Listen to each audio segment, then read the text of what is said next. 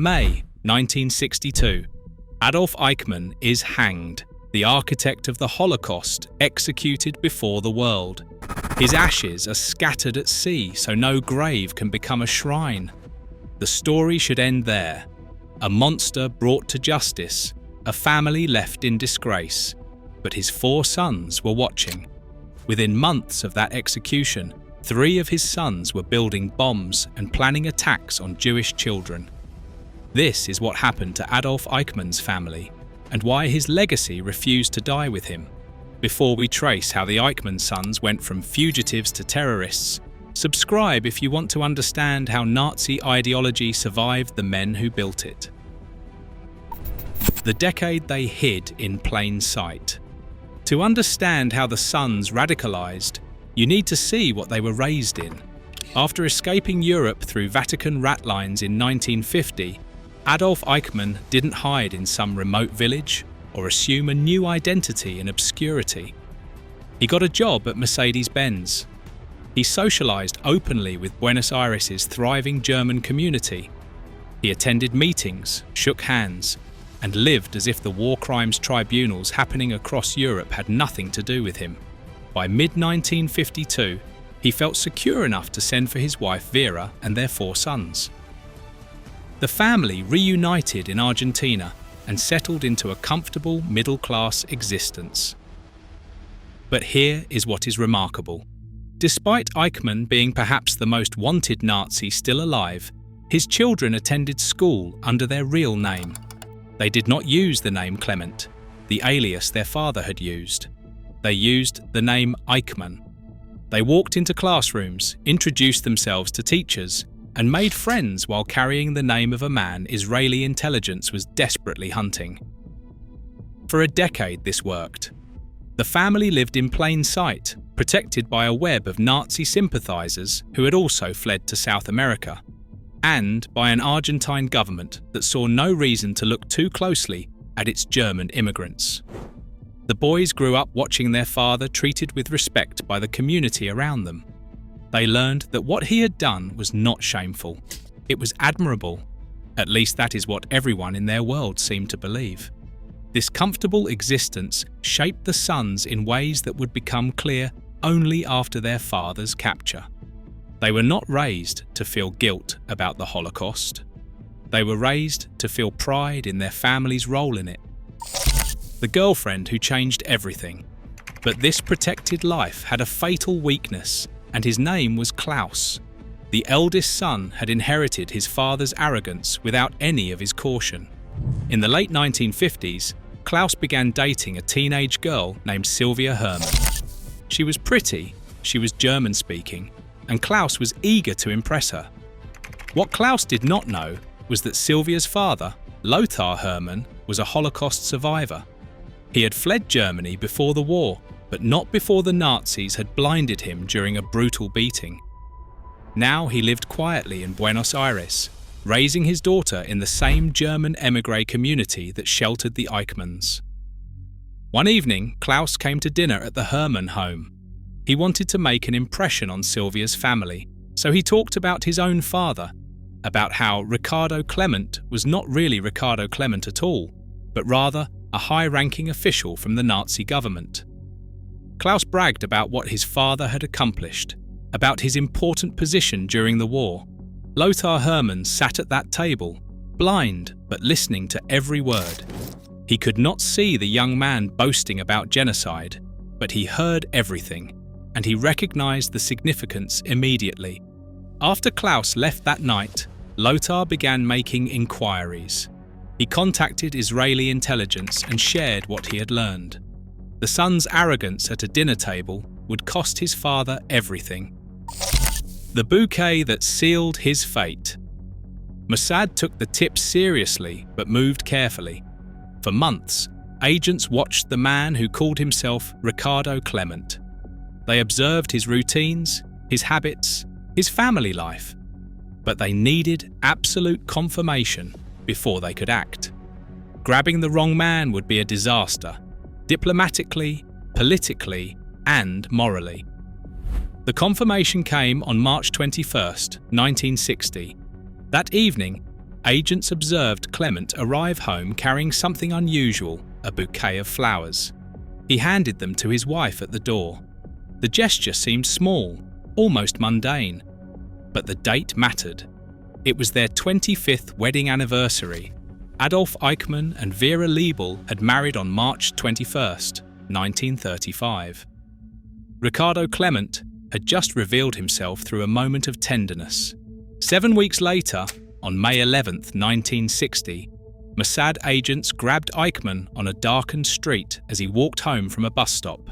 They bundled him into a car and spirited him to a safe house where he spent 10 days before being smuggled onto a plane to Israel, disguised as an El Al crew member recovering from an accident. But the confirmation did not end there. When Vera filed a complaint with Argentine courts about her husband's kidnapping, she made an extraordinary admission in writing. The legal document she submitted stated plainly that Ricardo Clement was Adolf Eichmann. In trying to get her husband back, she had officially confirmed his identity to the world. Judgment in Jerusalem. For the first time in history, a Holocaust perpetrator would face judgment not from Allied victors, but from the people he had tried to exterminate. The Jerusalem trial opened in April 1961 and became something unprecedented, the first major Holocaust testimony broadcast globally. Survivors who had never spoken publicly about their experiences took the witness stand and told their stories to millions of viewers. The trial lasted 4 months. The evidence was overwhelming. Eichmann had managed the logistics of genocide with bureaucratic precision, coordinating train schedules and camp capacities as if he were running a shipping company rather than organizing mass murder. His defense, that he was merely following orders, merely a cog in a machine, convinced no one. On December 15th, 1961, the court convicted Adolf Eichmann on 15 counts, including crimes against the Jewish people and crimes against humanity. His family submitted a joint clemency appeal. They asked Israel to spare his life. The appeal was rejected, but Israel granted one extraordinary concession. They allowed Vera a secret prison visit. Foreign Minister Golda Meir personally imposed the conditions: 24 hours maximum and immediate departure from Israel afterward. Vera travelled to Ramla prison and spent time alone with her husband in his cell. What passed between them in those final hours remains unknown. She never spoke of it publicly, and no record of their conversation exists. The execution that was meant to end everything. On May 31st, 1962, at 1 minute past midnight, Adolf Eichmann was hanged at Ramla prison. He was the only person ever executed by the State of Israel. His body was cremated within hours, and his ashes were scattered in the Mediterranean Sea beyond Israeli territorial waters.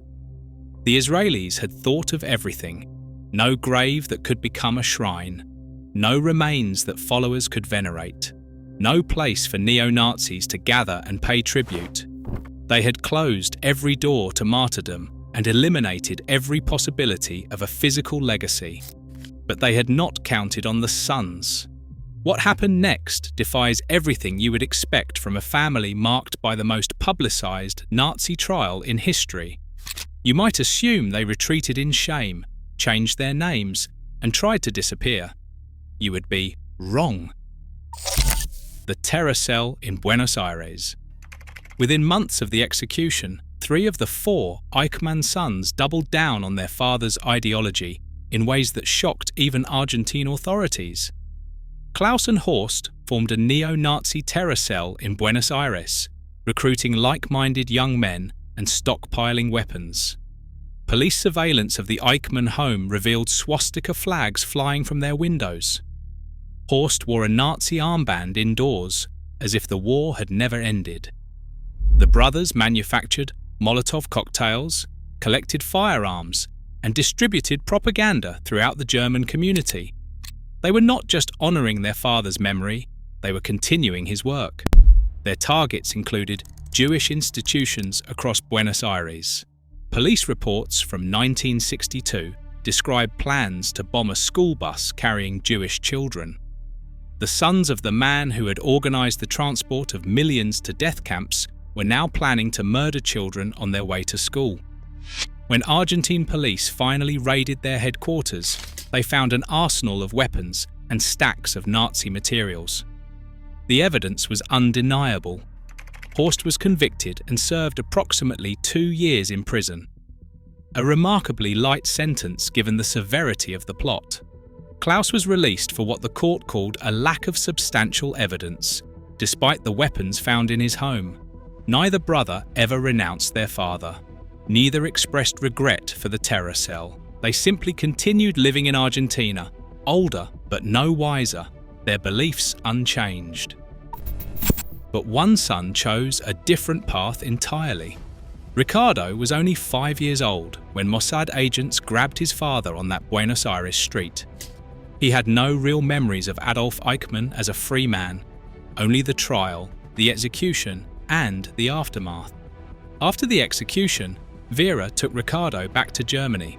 She raised him there, but she refused to discuss her husband's crimes.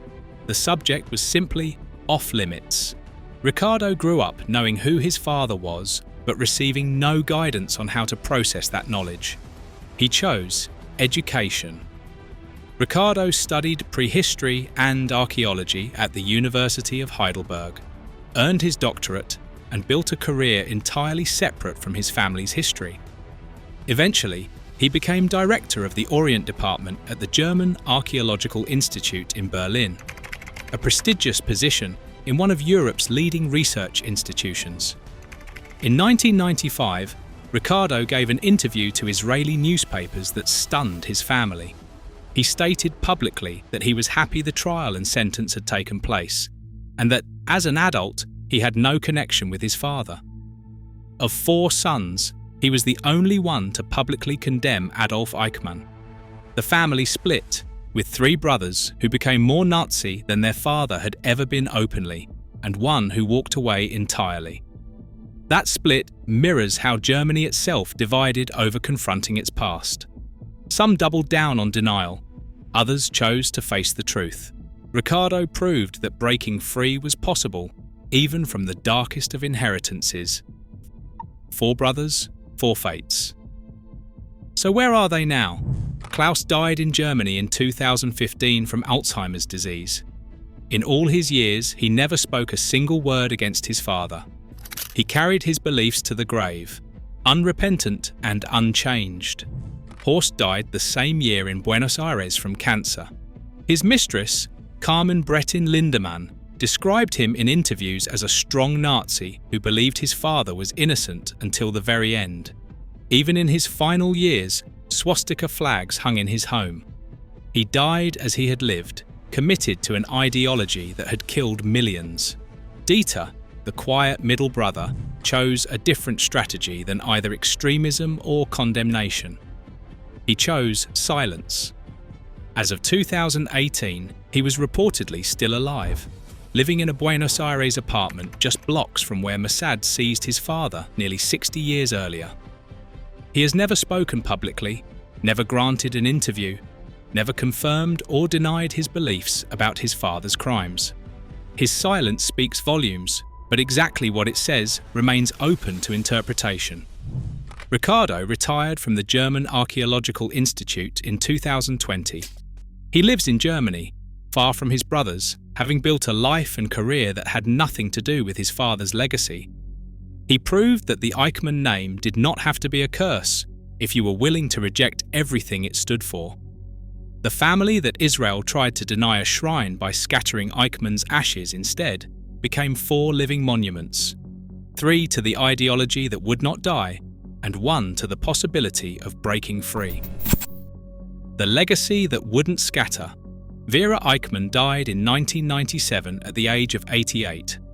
She spent her final decades reading the Bible and refusing to discuss her husband. In all those years, she never made a single public statement about his crimes.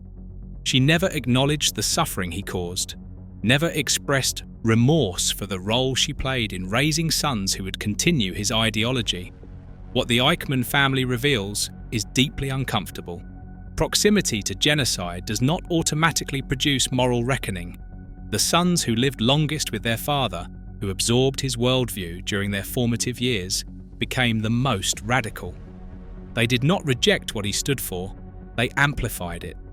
The son who barely knew him, who was too young to remember him as anything but a defendant in a glass booth, was the only one who could condemn him. Adolf Eichmann's ashes are somewhere in the Mediterranean, scattered so thoroughly that no trace remains. The Israelis succeeded in denying him a physical grave. But his family proves something that should trouble all of us. Ideas are harder to scatter than remains. Beliefs do not dissolve in seawater. Hatred passes from generation to generation through dinner table conversations, through bragging to girlfriends, through swastika flags hung in living rooms. The Eichmann sons were given every opportunity to choose differently. They could have rejected their father's legacy, as Ricardo eventually did. Instead, 3 of them chose to carry it forward, to build bombs and plan attacks and keep the faith. The man who organized the trains to Auschwitz raised sons who wanted to bomb school buses. That is the uncomfortable truth about Nazi legacies. Execution does not end them. Scattered ashes do not prevent them. The only thing that stops ideology from spreading is the individual choice to reject it. And that choice is far rarer than we would like to believe. Thanks for watching History Hangover. If you found this video insightful, check out our other deep dives into the families of Nazi leaders and the figures who shaped World War II. Like this video, subscribe, and hit the bell so you do not miss our next upload.